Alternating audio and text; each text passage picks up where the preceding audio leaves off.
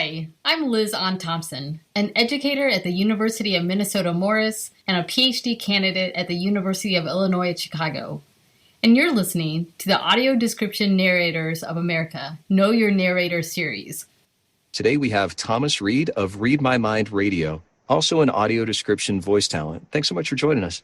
Thank you, sir. Appreciate the invite. Yeah, let's jump right in. What do you love about audio description?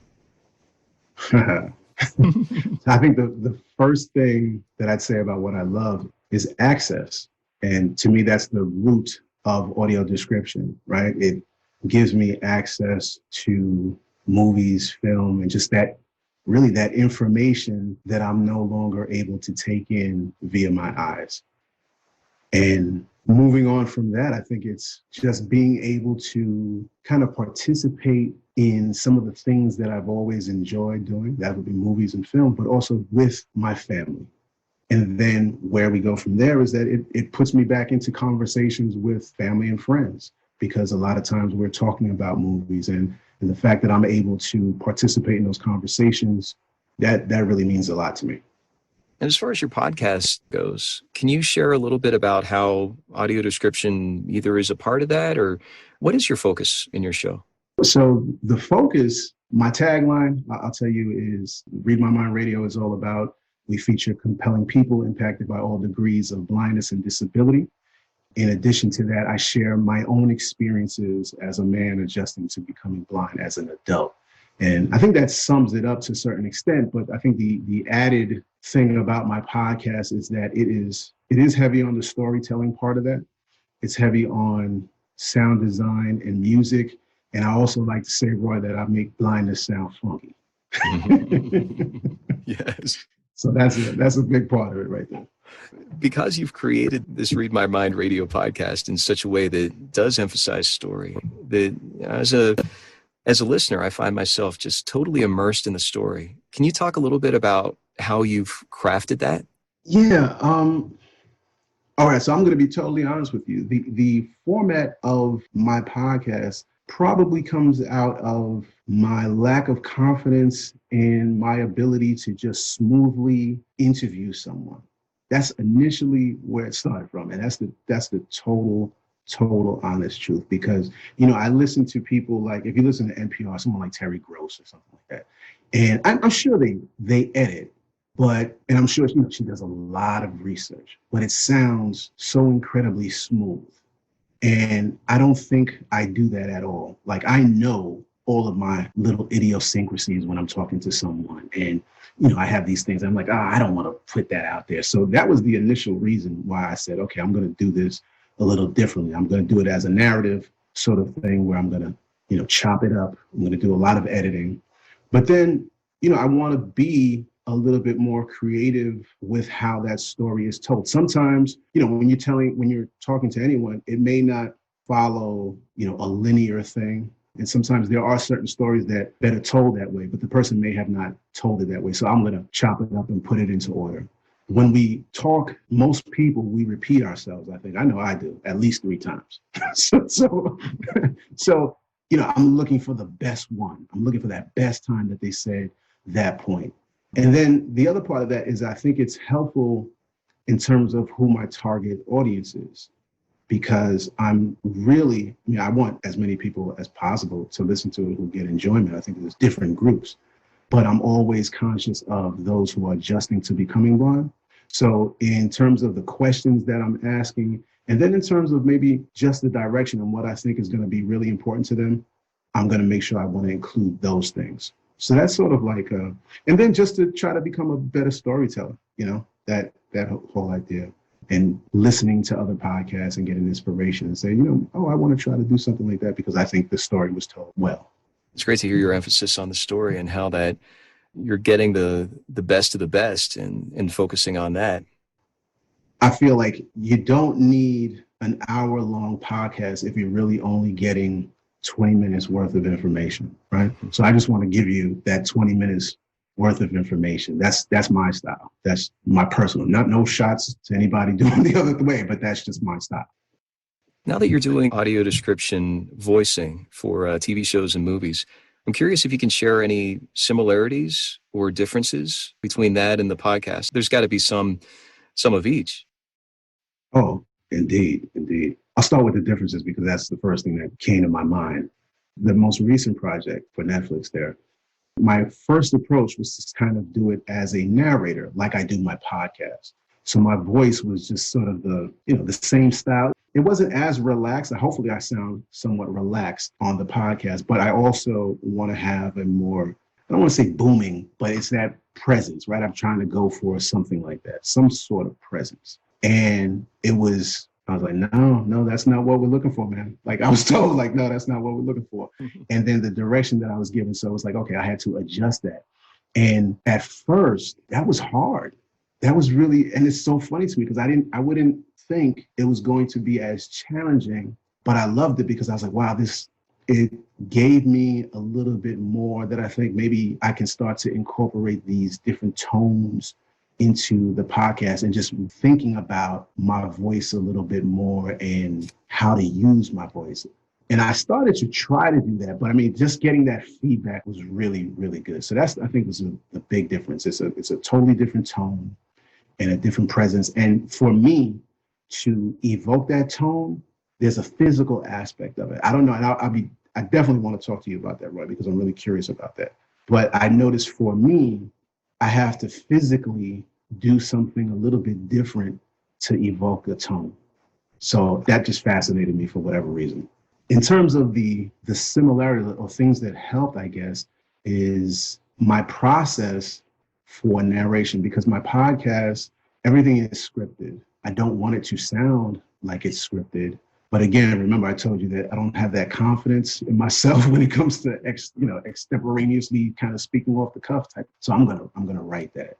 And doing that over the years has become a little bit easier, or just, I don't want to say easier, but I'm just getting more used to it. And I learned different tricks. And really, I use a method because I'm not a proficient Braille reader. I use the method of using my screen reader and kind of going through, but being able to format my document that I use in a way that I can go through it and repeat in a natural way. And I think that's, I use that same approach in the narration process for audio description. And it sounds like those tricks that you're talking about are developed through practice, that it's not just one intensive weekend of just cramming all this information in and then you're good to go. It sounds like you've really, maybe painstakingly isn't the right word, but it's been a small step by small step process to get to where you're at. 100%. I've been doing this process since, my podcast has been there since the end of 2014, but I've been doing audio productions for the Pennsylvania Council of the Blind, an organization doing a lot of stuff with them since probably like 2007. And so I've been developing that style and my particular method for doing that probably since then. So yeah, it's been a while.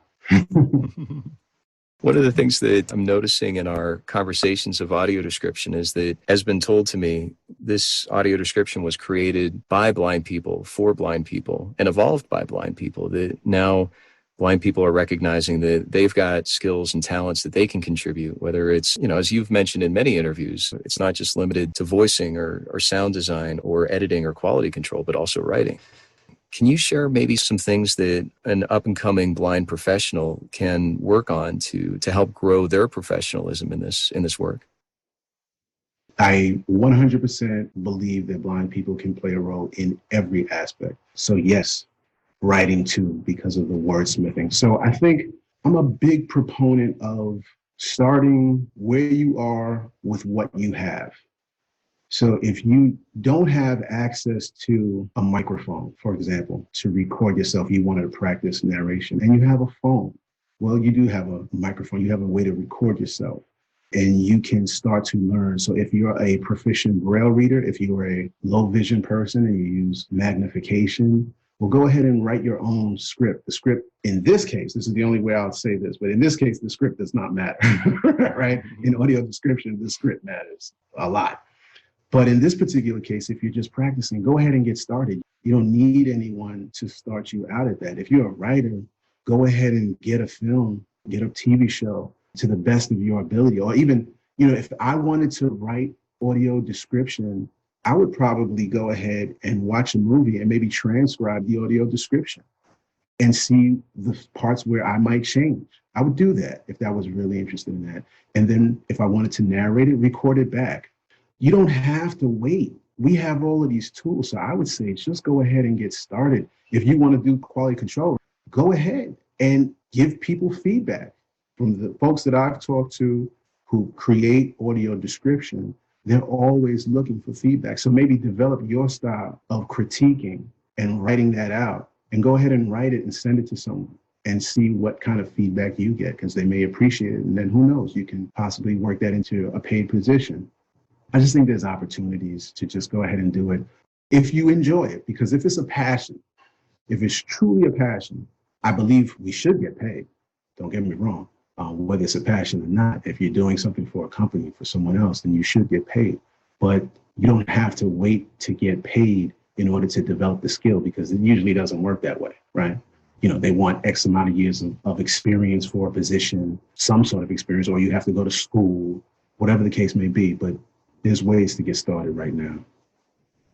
And thinking about your, 13 years plus another 6 years with your own podcast, that you've been doing this for your own passion, for your own creation. I'm curious, do you feel like that has led to your professional experiences in audio description? Oh, 100%. My podcast has given me the opportunity to meet a lot of different people, and that includes folks within the audio description. Commenting on it, I got a lot of attention for an episode of the podcast that I had debated on whether I was going to actually do or put out. I didn't think anyone was going to care. And so I said, you know what? I care. I'm going to do it in a way that makes sense to me. And that was my episode on Black Panther. And the fact that I get attention to that, and people, to this day are still, they question or they ask me about it or whatever the case may be. If I would have never done that, then I probably wouldn't have continued being interested in audio. Well, I would have continued being interested in audio description. But just to be able to meet, like I said, all of the people and folks, because even my opportunity that I got with Netflix was mainly because Eric Wickstrom, shout out to Eric Wickstrom of IDC. He and I were in some conversations on Twitter, and then we started speaking offline, but he heard the podcast and he thought I had a good voice for it. So, it was kind of that. And, I did, I believe in putting energy out in the universe. So, I'm not gonna lie, you could go back to some episodes of Reid My Mind Radio where we're talking about description. And sometimes I'm saying, yeah, I think I could do that. So I'll put the energy out there. Yes.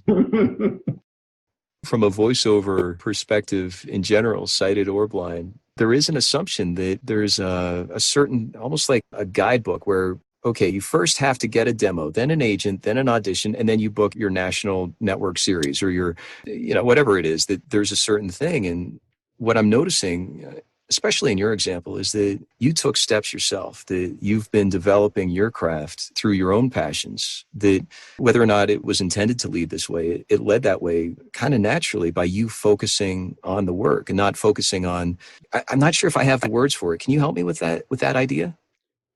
Yeah, I think, like I said, it's been a passion. I've been doing it because I enjoy it, right? So I'll be blunt. I don't get paid to create my podcast. I know I probably may actually do a better job at that, but every time you start, I should do a better job at a lot of things. Right now, my passion is creating and learning how to tell better stories, become a better sound designer, do some of that narration better, right? All of that. That's sort of what's guiding me right now. If I had a team, I would love to have someone who's really passionate about marketing, publicity, or something like that, and just really pushing the podcast. If I had a team, I would be getting someone to look for financing or something like that. But, I get in those moods, but the passion part of it always comes down to the creation of the podcast. It's talking to people, and it might sound corny. And I'll be honest with you, Roy, before I started doing my podcast, I probably wouldn't have said that because I'm a natural introvert with extrovert tendencies. Okay. So there are parts of me that are like an extrovert. So a lot of people who only see that part never believe when I say I'm an introvert, but I literally am. In my life after blindness, because of various reasons, I live a very introverted life. But that talking to guests on my show, man, I come to realize that, wow, I really need that. I need that because it's energizing, because there's the advocacy side, because I want to bring these conversations to people, and it does something for me. I literally say every time I have an interview with someone, almost every single time I get off, like I'll be like, okay, are me and this person going to be able to vibe? I don't know. Sometimes I know off the jump, like, when I reach out to them. And then other times I'm like, yeah, I don't know. But I'm telling you, almost every single time I get off that call, I talk to my wife and I'm like, yeah, that's my new best friend, right? I'm like, because I usually, there's something about that person and that conversation that I just love, and it's energizing, And so that's where my passion is right now. And, I told you before, man, I'm getting too old where I need to worry about some of that other stuff. I need to just be like enjoying what I do. If I could get paid for it, yeah, by all means. But, maybe that's where some of the other things can help out with that. So I dig the passion. And that's what, if you love what you do, we probably hear that all the time. If you love what you do, you'll do it a lot. And eventually, if you're trying to get paid, yeah, you'll make that money. You'll get to where you want to go because you're constantly working on the craft. If you love it. This just happened to be something that I love. And that fuel that you talk about, even in your interviews, to talk to your wife about, hey, I just got my new best friend, that's another form of connection. I'm almost curious if that can even relate to some of the access that audio description provides, and in those conversations that you're able to have with family and friends, that it's yet another connection. Yeah, I think sometimes we get caught up, we people within the blind community, we get caught up with the art of doing it. And it's definitely an art, and it's worth getting caught up in because it's cool. It is cool. But it's sort of the same thing I say about technology. We get caught up in the tech, but technology is not about the tech. It's about what you do with it. To me, it's like, I'm not going to be a fan of a screen reader just because it's a screen reader. I'm not a fan of the iPhone just because it's an iPhone. You know what I mean? I'm a fan of that because it enables me to do the things that I want to do. So I don't want to get caught up in audio description just because, but no, audio description, like I said, gives you access to that information. It enables you to have relationships, whether it's with your family, with your friends, when you're looking for employment and you just want to have a conversation with someone at the water cooler, right? It's like all of that stuff, audio description enables you to do that. It enables you to get information that might encourage you or might inspire you to do something else. It might not even be just a movie. It may be a documentary. It may be a piece of art. Like, that's the important part of audio description that I think people miss out on, that I think we need to talk more about, because that goes to the stories. And it's always the stories that interest people, not the technology, not just that, hey, there's audio. You can go, stop someone on the street. Hey, you heard of audio description? No, get out of my face. I'm going to keep going where I was going. Hey, let me tell you this story about this person. And you incorporate audio description into that. And they're like, wow, they'll remember that, And in crafting that story, whether it's audio description or even on your own podcast, you've addressed the craft a few times in this conversation. I'm curious if you could give another maybe specific example, like you have given, whether it's a screen reader or otherwise. Can you talk about a challenge in that craft that you're really proud of, how you found a way around it? Yeah, like there's been challenges throughout. Some I've been really fortunate because the technology advanced.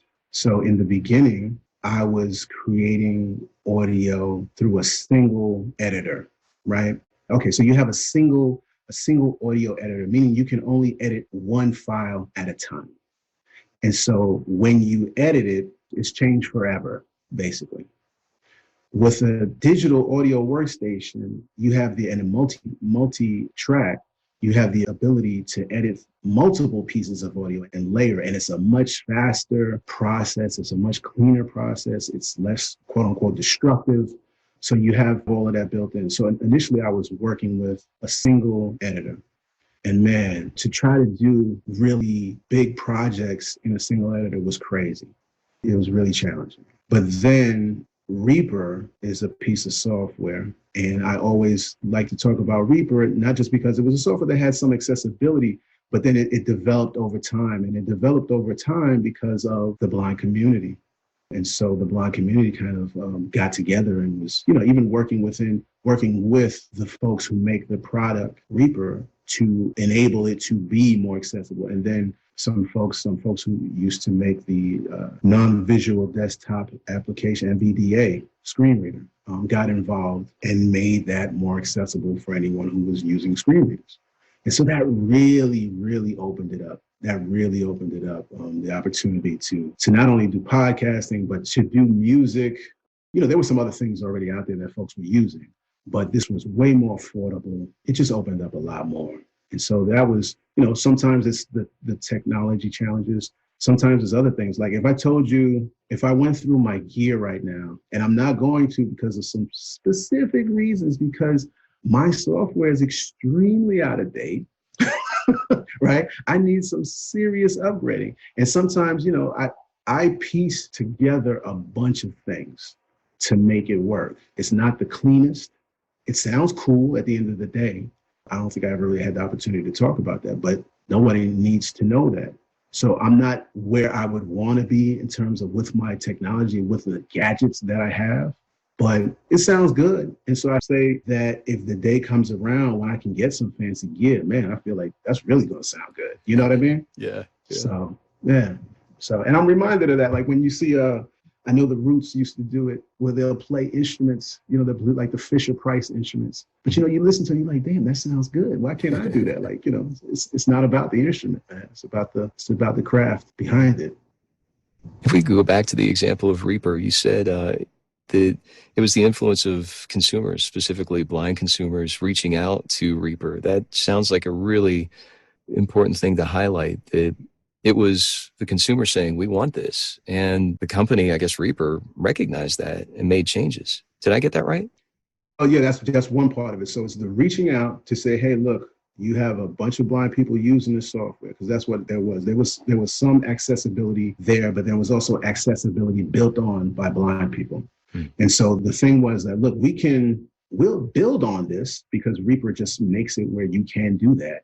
We'll build on that, but you need to make it possible.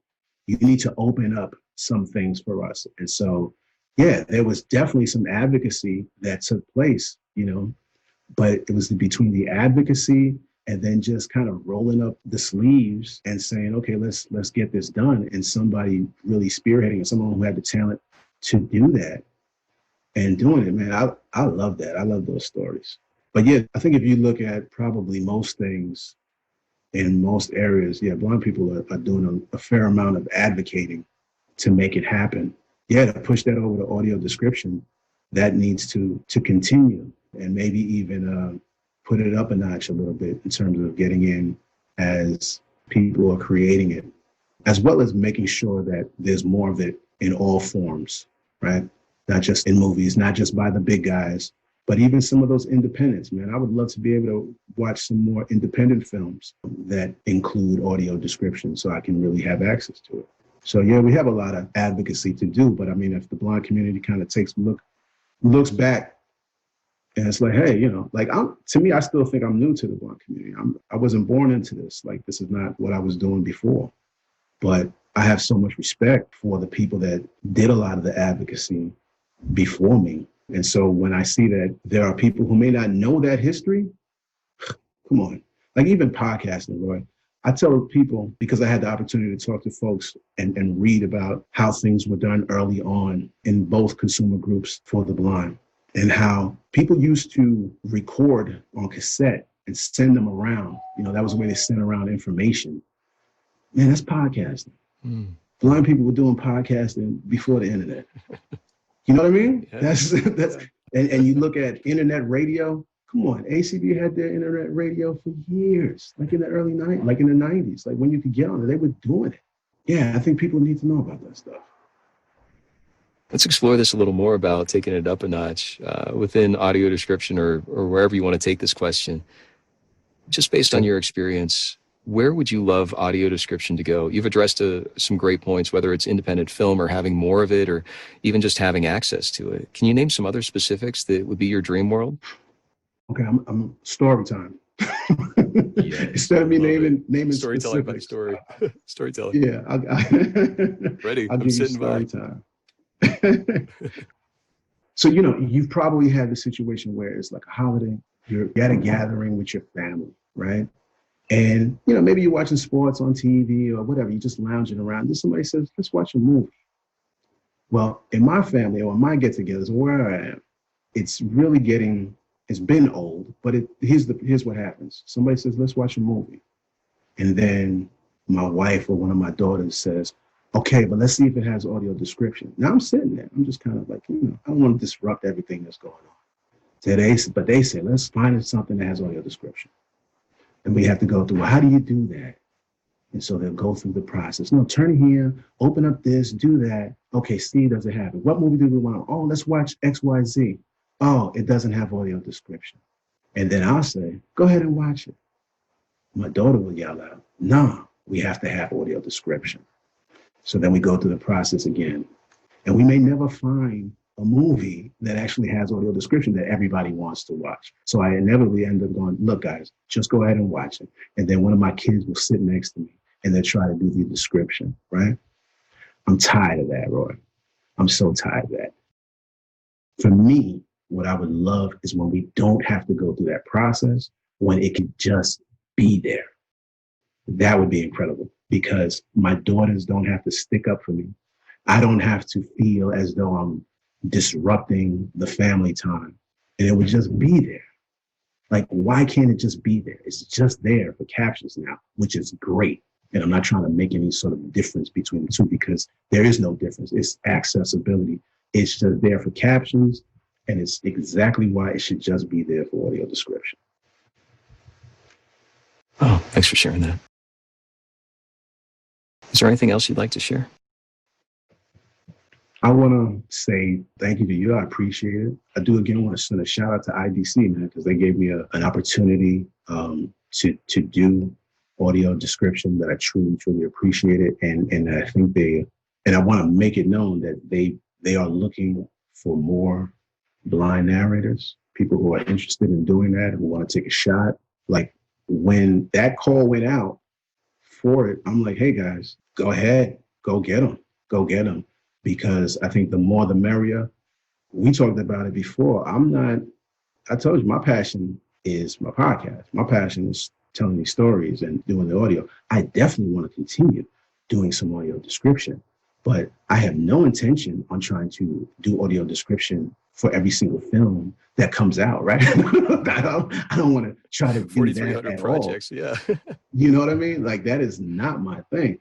But if I could play a role in helping other blind people have that opportunity who do want to really do it and maybe do it more often, man, I'm good with that. Like, I'm really, really good with that. And I think like if we can all do that, regardless, and shout out to Audio Eyes for what they do and kind of leading that. But, I want to see more audio description companies, more production companies opening up and saying, hey, this makes sense. And again, not just focusing on narrators, not just focusing on quality control, but in my opinion, and I can get, maybe somebody might call me spacey for this, but I don't see why there couldn't be a blind person who's actually leading an audio description team and doing that, because they're touching on every part, but they have people who are kind of doing that too. So, to me, man, let's go for it. Like, if that's what you want to do, then go ahead and go for it. There's nothing that needs to stop you. And if somebody says that it's the process, that processes are made to be changed. That is a thing. And so every time I heard that, I said, okay, well, yeah, that is the process currently, but that is not the only process. And if you can figure out a way, I think there are more people who are going to be open to listening and incorporating that. So as long as we have that, I think there's a lot of opportunity going forward. Where can people follow you, either on social media or your website? Yeah, so social media, I do Twitter way more than I do anything else. I'm at Twitter at TS Reid, REID. So at TS REID.